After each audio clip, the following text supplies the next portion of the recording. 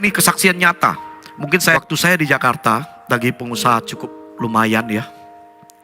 Ya sukses lah. Saya kebanyakan keluar, cari pekerjaan di luar. Padahal saya sudah punya usaha. Salah satu usaha yang toko saya cukup ramai. Tapi saya keluar cari kangtau lain. Saya gak pedulikan Tuhan.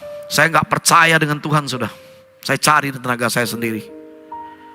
Berjalannya usaha itu cukup baik. Istri saya mengalami sakit. Saya gak tahu dia sakit. Saya taunya dia demam, cuman muntah-muntah. Saya bawa ke klinik, pulang lagi taruh. Saya suapi makan, saya tinggalin lagi, saya pergi. Saya gak peduli, saudaraku. Waktu saya tidak mengenal Tuhan dengan benar, saya gak punya kasih. Saya gak berseru sama Tuhan. Laun lambat, istri saya gak bisa jalan. Perutnya mulai membengkak. Loh kok kenapa ya? Dia hanya bisa menangis. Tanyakan pada istri saya. Kamu bilang pikir, oh Pak Akun tuh baik. Tidak. Dulunya sangat buruk saudaraku. Tuhan tangkaplah membuat perubahan dalam hidup aku. Aku tinggalkan kaparkan begitu saja dia. Sore balik aku suapi makan. Kemudian aku bawa kamar mandi, aku mandiin. Dia udah susah jalan sudah. Cukup lama loh dia terbaring di rumah sakit, di kamar itu. Akhirnya saya lihat muntah, gak bisa makan lagi mulai. Saya bawa ke dokter.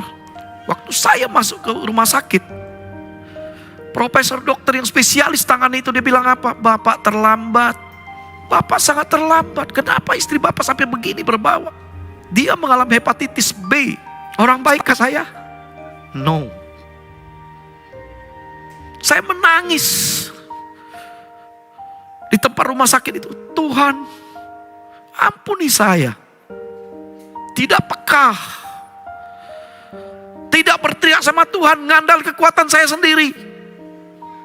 Tidak peduli istri, keluarga, anak-anak, tidak peduli. Yang peduli hanya uang. Ini terjadi apa saudaraku? Dokter bilang udah selesai. Saya bersujud, Tuhan ampuni saya. Saya berteriak sama Tuhan. Dokter bilang sebelah, jangan berisik Pak, ada enak sebentar. Saya gak peduli. Saya menangis sama Tuhan. Tuhan ampuni saya. Saya minta ampun sama istri saya. Saya menyadari begitu buruknya hidup kita. Hadiah yang terindah Tuhan berikan seorang istri yang baik. Kita sia-siakan seperti itu saja. Akhirnya saya menyadari bahwa saya salah dalam hidup ini.